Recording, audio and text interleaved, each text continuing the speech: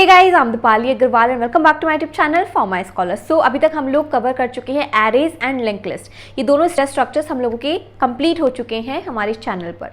आज से हम लोग स्टार्ट कर रहे हैं एक new data structure that is stack.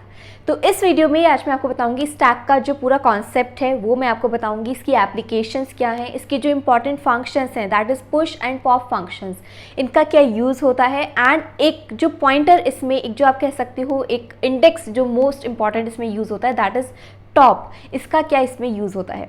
तो ये सभी चीज़ें आज हम लोग इस वीडियो में देखने वाले हैं in detail. So let's get started. So before proceeding further I would like to tell you something very important. अगर आप स्टूडेंट हैं या फिर वर्किंग प्रोफेशनल हैं जो कि ग्रेट करियर देख रहे हैं सॉफ्टवेयर डेवलपमेंट में, तो आप कुछ एस्पेक्ट्स के बारे में सोचते होंगे कि क्या ट्रेंडिंग है मार्केट में, क्या इंडस्ट्री में ट्रेंडिंग है, किस तरह के इंटरव्यूज़ में क्वेश्चन पूछे जाते हैं, क्या थॉट प्रोसेस है behind the great applications like Google, Amazon and how to improve your CodeChef ranking. तो अगर आप ये सब कुछ जानना चाहते हैं तो अनअकैडमी आपको ऐसा प्लेटफॉर्म प्रोवाइड कर रहा है जहां पर आपको मिलेंगे होस्ट जो कि ऑलरेडी वर्क कर रहे हैं ऐसी कंपनीज में like Google, Amazon. They will talk you through their own industry experience and interact with lots of people, guest like HR industry leaders to top companies, where they will ask questions raised by you. Not only this, you can participate in mock interviews and learn courses on programming languages, cloud computing, blockchain, crypto, tech aspects of digital marketing, data analysis. ऐसा ही एक show मैं लेके आ रही हूँ live, जिसमें कि I talk with the employees of different big tech companies who have made it big despite their starting. So you can say it a differentiator जो कि आपको YouTube पर कहीं पर भी नहीं मिलेगा। तो आपको जस्ट क्या करना है, इसके लिए आपको ये लिंक आपको नीचे डिस्क्रिप्शन में मिलेगा। लॉगिन पर जाइए, अपना यहाँ पर कॉन्टैक्ट नंबर आप एंटर करेंगे, आपके पास आएगा एक OTP, you just have to enter the OTP। तो भी आप कोर्स परचेज करना चाहते हो उसमें आप जाएंगे गेट सब्सक्रिप्शन पर। 12 मंथ का कोर्स 999 का है, बट अगर आप मेरा रेफरल कोड यानी कि दीपाली 10 यूज़ करते हैं तो you will get the discount of 10% और ये आपको मिलेगा जस्ट 899 में। So all the best.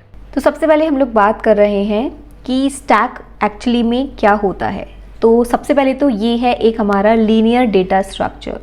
Linear data structure का क्या मीनिंग है कि जो भी डेटा आप किसी डेटा स्ट्रक्चर में अगर सेव करवाते हो और वो डेटा लीनियरली सेव होता है, मीन्स वहाँ पर कोई भी हायरार्की नहीं है यहाँ पर, या फिर आप कह सकते हो किसी की प्रायोरिटी नहीं है वहाँ पर, तो वो डेटा स्ट्रक्चर हमारा कहलाता है लीनियर डेटा स्ट्रक्चर।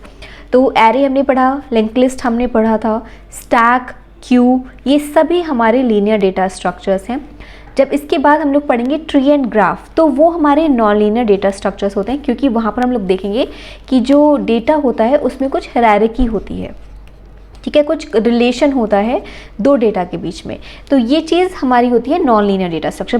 बट अभी हम लोग बात कर रहे हैं लीनियर डेटा स्ट्रक्चर की। तो स्टैक जो है वो है हमारा एक लीनियर डेटा स्ट्रक्चर। अब ये काम कैसे करता है, ये एरे एंड लिंक लिस्ट से कैसे अलग है, पहले मैं आपको बताती हूँ इसका कॉन्सेप्ट कि स्टैक किस कॉन्सेप्ट पे काम करता है। स्टैक हमारा वर्क करता है लीफो कॉन्सेप्ट पर, ठीक है।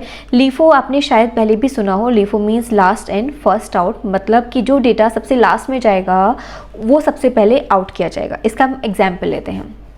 लेट्स सपोज एक ये हमारे पास कुछ डेटा हमारे पास यहाँ पर सेव है 10, 20, 30, 40, 50 एंड 60, ठीक है।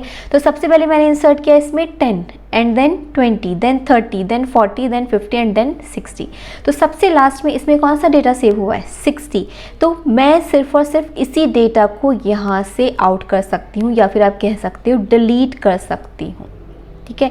जब यहाँ से 60 डिलीट हो जाएगा, ये एम्प्टी हो जाएगा, उसके बाद फिर मैं 50 को यहाँ से डिलीट कर पाऊँगी। यानी कि जो डेटा आपने लास्ट में इन करवाया है स्टैक में वही सबसे पहले आउट होगा। वही चीज़ हमने यहाँ पर लिखी है, लास्ट इन फर्स्ट आउट। इस कॉन्सेप्ट पे हमारा काम करता है स्टैक, ठीक है। अभी एक और एग्जाम्पल हम लोग लेते हैं। मान लीजिए तो सबसे पहले आपने एक वर्ड लिखा, लेट्स सपोज दीपाली, ओके। उसके बाद आपने लिखा अग्रवाल, उसके बाद आपने लिखा CS, उसके बाद आपने लिखा मैकेनिकल, उसके बाद आपने लिखा EC, उसके बाद आपने लिखा IT, कि तो इस तरीके से हमने कुछ जो कंटेंट है वो लिखा है। अब अगर आप किसी भी फाइल में हो सकता है, या आपका वर्ड फाइल में भी हो सकता है, PDF बोल रही हूँ, पावर पॉइंट में हो सकता है, या नोटपैड में, कहीं पे भी आपने कुछ भी लिखा है, तो इस तरीके से हमारे पास जो है वर्ड्स आए हैं, ठीक है। तो अब अगर आप यहाँ पर अंडू ऑपरेशन लगाते हो, ठीक है। तो अंडू ऑपरेशन हमेशा क्या करता है, जो भी लास्ट में आपने लिखा है सबसे पहले वही अंडू होता है, सबसे पहले वही डिलीट होता है। तो सबसे पहले यहाँ से क्या डिलीट होगा, IT डिलीट होगा, ऑल्दो वहाँ पे लेटर वाइज डिलीट होगा, बट यहाँ पर अगर हम एक कंसीडर करके चलते हैं, एक एग्जाम्पल लेके चलते हैं कि एक बार अंडू करने पर हमारा पूरा का पूरा ये वाला डेटा जाएगा। तो अगर आप अंडू प्रेस करते हो तो सबसे पहले ये डिलीट होगा जो कि सबसे लास्ट में एंटर किया गया था या फिर सबसे लास्ट में लिखा गया था। आप फिर से अंडू ऑपरेशन लगाते हो तो EC डिलीट होगा, ना कि अग्रवाल, ना कि CS, राइट। यही चीज़ होती है अगर आपने कभी अंडू ऑपरेशन यानी कि Ctrl+Z का अगर आपने यूज़ किया है तो वहाँ पर जो कॉन्सेप्ट यूज़ होता है, जो अंडू ऑपरेशन बनाया गया है वो किसका यूज़ करके बनाया गया है, स्टैक के कॉन्सेप्ट का यूज़ करके बनाया गया है। ठीक है, तो इसको अब हम बहुत ही सिंपल भाषा में जल्दी से देख लेते हैं। अगर हमारे पास ये एक स्टैक है जिसमें मेरे पास डेटा है 10, 20, 30, 40 एंड देन 50, ठीक है। तो मुझे कहा गया कि इंसर्ट 60, तो सिर्फ और सिर्फ मैं इस डेटा को इंसर्ट कहाँ पे कर सकती हूँ, सबसे ऊपर इस स्टैक के सबसे लास्ट में, या फिर आप कह सकते हो सबसे ऊपर मैं यहाँ पर इसको इंसर्ट करवा सकती हूँ। अभी मैं कुछ आपको पर्टिकुलर टर्म्स बताऊंगी जो स्टैक के केस में यूज़ होती हैं, बट अभी पहले आप इसे नॉर्मल टर्म्स में, हमारी जो भी हम लैंग्वेज यूज़ करते हैं, मतलब जो नॉर्मल आपको समझ में आती है उस लैंग्वेज में पहले हम समझते हैं, उसके बाद हम इनके कीवर्ड्स को समझेंगे। अभी मुझे बोला गया कि you have to insert 70 after 30, ठीक है। यहाँ पे मुझे 70 को इंसर्ट करवाना है, तो it's not possible, directly it's not possible कि मैं 30 के बाद डायरेक्टली 70 को इंसर्ट करवा दूँ, जबकि अगर एरे और लिंक लिस्ट होता तो हम इसको यहाँ पर इंसर्ट करवा सकते थे। अब अगर मुझे अब ये है कि मुझे 70 इंसर्ट करवाना ही है, तो उस केस में क्या होगा, मुझे इस जो 40, 50, 60 है उनको किसी और डेटा स्ट्रक्चर में, किसी मतलब स्टैक का ही अगर आप यूज़ करते हो 40, 50, 60 अलग अलग में आप इसको पहले इंसर्ट करवाओगे। यहाँ से डिलीट करवा के 60 गया, यहाँ पे आया, 50 को डिलीट किया, एक अलग जगह सेव किया, 40 को आया, अलग जगह आपने इसको सेव किया। अब इसके बाद आप यहाँ पे पहले 70 को इंसर्ट करवाओगे एंड देन जाएगा 40, देन 50 एंड देन 60, ठीक है। तो इस तरीके से आप इंसर्शन करवा सकते हो। अब अगर मैं बात करती हूँ डिलीशन की, कहा गया कि यू हैव टू डिलीट 50, ठीक है, डिलीट हो जाएगा 50 क्योंकि सबसे ऊपर है, लास्ट एंड फर्स्ट ऑर्डर है, क्योंकि 50 लास्ट में गया था। अभी बोला गया कि 30 को डिलीट करना है, तो not possible, directly it's not possible. उसके लिए हमें क्या करना होगा, 50 को सेव करना होगा एक अलग स्टैक में, 40 को अलग स्टैक में, एंड देन 30 डिलीट होगा। उसके बाद 40 को हम फिर से इस स्टैक में डालेंगे एंड देन 50 को इस स्टैक में डालेंगे। ऐसे करके हम 30 को डिलीट कर पाएंगे, डायरेक्टली हम इसे डिलीट नहीं कर सकते। तो ये होती हैं प्रॉपर्टीज़ एक स्टैक डेटा स्ट्रक्चर की, ठीक है। आई गेस आप लोगों को ये चीज़ समझ में आ गई होगी। अब यहाँ पर हम पर्टिकुलर टर्म्स की अगर बात करते हैं इन केस ऑफ स्टैक, तो स्टैक के केस में इंसर्शन जो ऑपरेशन होता है उसको हम लोग बोलते हैं पुश ऑपरेशन। यानी कि अगर आप इसमें 10 को इंसर्ट करवा रहे हो तो आप लिखोगे यहाँ पर पुश 10, ठीक है। हम पुश करवा रहे हैं डेटा को स्टैक में। 20 को इंसर्ट करवाना है तो हम इसको अब इंसर्ट 20 नहीं कहेंगे, हम इसको कहेंगे पुश 20। ये हमारे पास कुछ कीवर्ड्स हैं इन केस ऑफ स्टैक।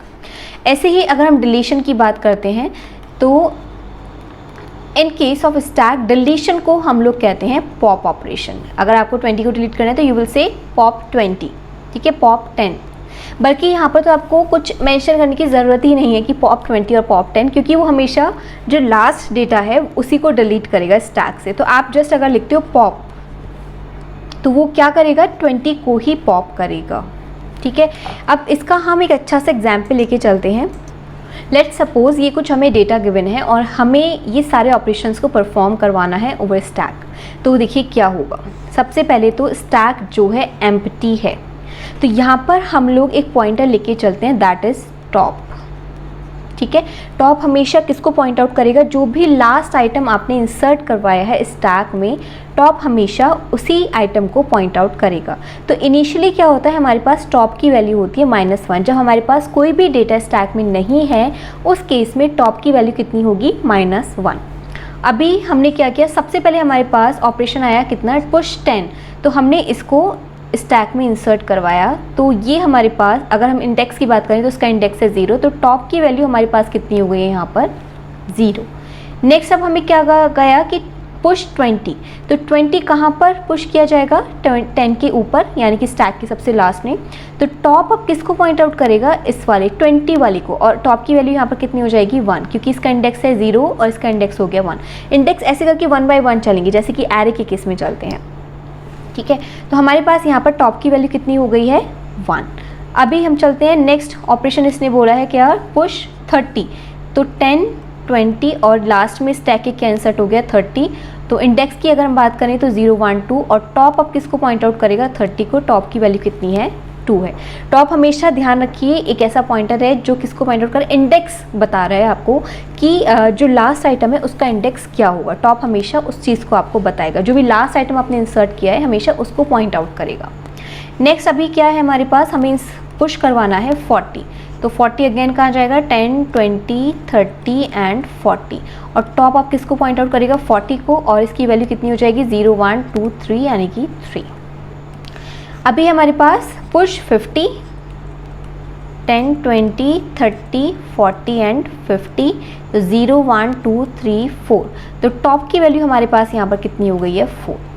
अभी इसने बोला पॉप, ठीक है, पॉप के लिए इसने ये नहीं बताया कि 10 को पॉप करना है, 20 को पॉप करना है, 30 को पॉप करना है, क्योंकि मैंने आपको जैसे बताया कि in case of stack pop के लिए आपके पास कोई भी डिलीशन के लिए आपके पास कोई भी चॉइस नहीं है, सिर्फ और सिर्फ एक ही डेटा आप डिलीट कर सकते हो जो कि टॉप पर है। तो पॉप जब होगा तो ये चेक करेगा कि टॉप की वैल्यू कितनी है 4 है, तो 4th इंडेक्स पर जो भी वैल्यू होगी उसको पॉप कर दिया जाएगा या फिर डिलीट कर दिया जाएगा।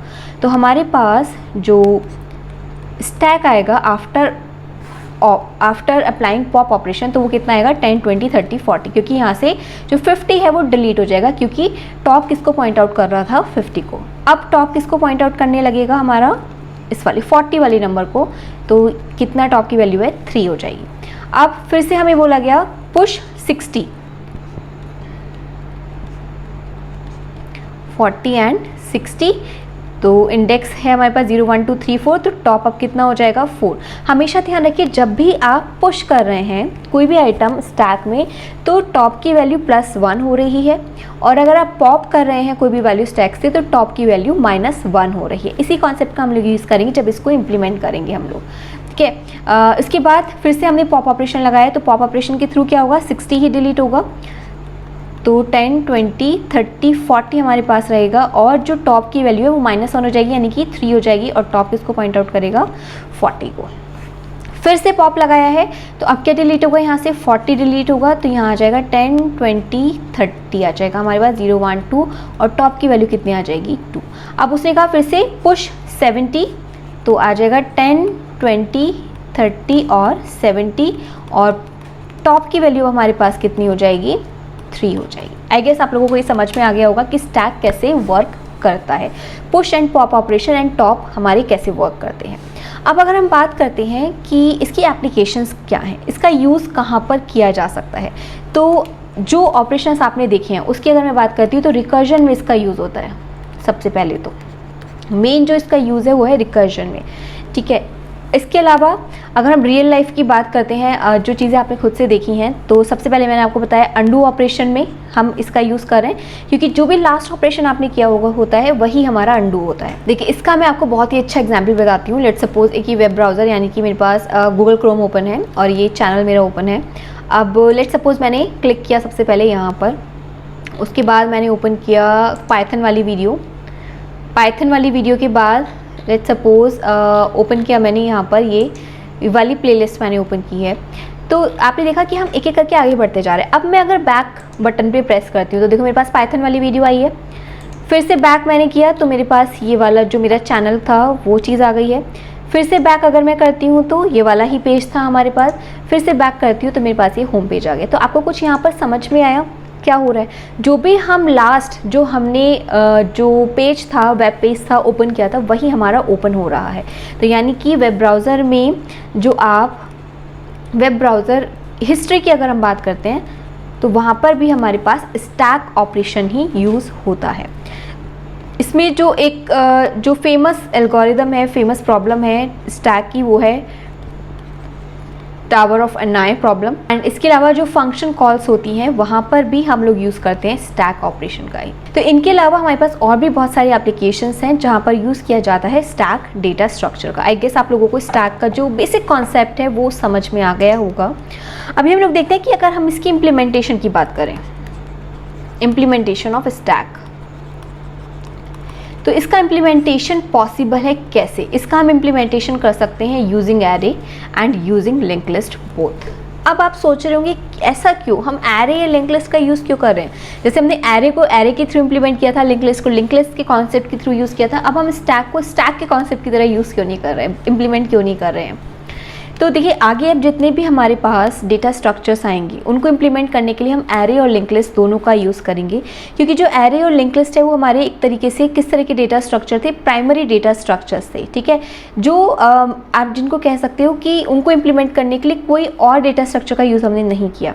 बट जो आगे आने वाले जितने भी हमारे पास डेटा स्ट्रक्चर्स हैं जैसे कि स्टैक, क्यूब, ग्राफ, ट्री, ये सबको इम्प्लीमेंट करने के लिए हम लोग ये जो बेसिक एलिमेंट्री डेटा स्ट्रक्चर है यानी कि एरे और लिंक लिस्ट, इन्हीं का हम लोग यूज़ करेंगे। आप चाहें तो अब डिपेंड करता है, अब कंपनी में आप गए हैं प्लेसमेंट के टाइम पर या कोई भी प्रॉब्लम स्टेटमेंट आपके पास है, तो अगर आपके पास मेंशन है कि आपको यूजिंग एरे ही इस स्टैक की प्रॉब्लम को सॉल्व करना है या फिर यूजिंग लिंक लिस्ट ही करना है, तो ठीक है, आपको उसी के अकॉर्डिंग करना पड़ेगा। बट आई विल प्रेफर कि यू यूज़ लिंक लिस्ट, क्योंकि हमने देखा कि लिंक लिस्ट के केस में क्या होता है, हमारी कॉम्प्लेक्सिटी जो है वो कम आती है, ठीक है। तो हम अब नेक्स्ट वीडियो में देखेंगे कि एरे के थ्रू एंड लिंक लिस्ट के थ्रू हम लोग कैसे स्टैक को इम्प्लीमेंट कर सकते हैं। So stay tuned. Okay guys, आप लोगों को वीडियो कैसा लगा मुझे कमेंट सेक्शन में ज़रूर बताइएगा। अगर आपको वीडियो अच्छा लगा है तो मेरे चैनल को सब्सक्राइब कर लीजिए, क्योंकि मैं ऐसी वीडियोस लेके आती रहती हूँ और यही मोटिवेशन है मेरा ज़्यादा से ज़्यादा वीडियोस बनाने का। नेक्स्ट वीडियो में मैं आपको बताऊंगी implementation of stack. So stay tuned, thank you, good luck.